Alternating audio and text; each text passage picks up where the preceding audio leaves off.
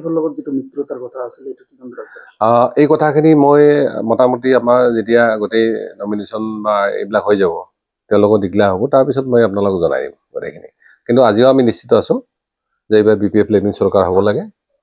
আৰু এবছলিউট মেজৰিটি তেওঁলোকে পোৱাৰ ক্ষেত্ৰত আমি দিনে ৰাতি সেইবিলাক কাম কৰি আছো আৰু তাৰ লগত যেতিয়া আমাৰ কেইটা গৈ কেনে চৰকাৰ হ'ব পাৰে আমি এইটো কিন্তু নিশ্চিত কৰাৰ কাৰণে চেষ্টা কৰিছো মানে এতিয়ালৈকে আপুনি মানে কেন্দ্ৰীয় ডিক্লেয়াৰ কৰা নাই কাৰণটো মানে বিপিএফ এলায়েন্সৰ কাৰণে বাছে আছে নহয় বিভিন্ন বাকী পাৰ্টিবিলাকতো কৰা নাই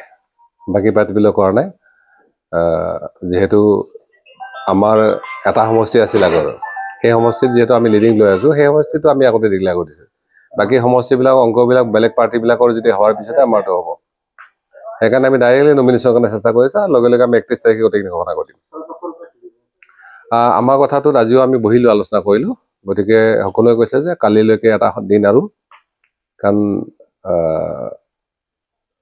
কৈছোৱে যে বাকী প্ৰাৰ্থীবিলাকৰ ওপৰতো বহুত ডিপেণ্ড কৰিব সেইকাৰণে এটলিষ্ট আমি 30 তাৰিখটো আমি অপেক্ষা কৰিম বুলি সকলোৱে মানে হেৰি হৈছে আপনি কিমান দূৰ চিন্তা কৰিছে ইতিমধ্যে আমাৰ মোটামুটি ছেকেণ্ড লিষ্টৰ মানুহ ৰেডি হৈ আছে বিশেষকৈ আমাৰ চালাকাটিত অৰ্পণ দাস খেলিব তেওঁক আমি অলৰেডি পাৰ্টি সিদ্ধান্ত লৈছে অৰ্পণ দাস খেলিব চৰাইবিলটো কেণ্ডিডেট ৰেডি হৈ আছে গুমাত ৰেডি হৈ আছে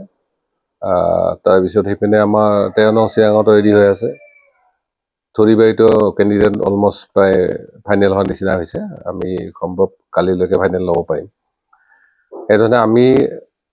এতিয়াও আমি যেটো আগত টাৰ্গেট কৰিছিলোঁ 15টা আশে-পাশে সেইধৰণে আমি প্ৰস্তুতি চলি আছে গতিকে আমি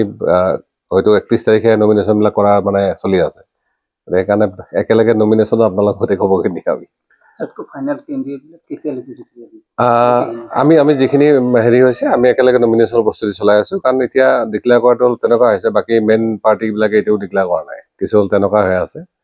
এনেকুৱা দুইজন কেণ্ডিডেট আছে তেওঁলোকে বাকী পাৰ্টিবিলাক পজিশ্যনটো চাব চাই আছে সেইটো কাৰণে আমিও অলপ ৰৈ আছো কিন্তু অলৰেডি প্ৰস্তুতিবিলাক সম্পূৰ্ণ হৈছে নমিনেশ্যনৰ কাৰণে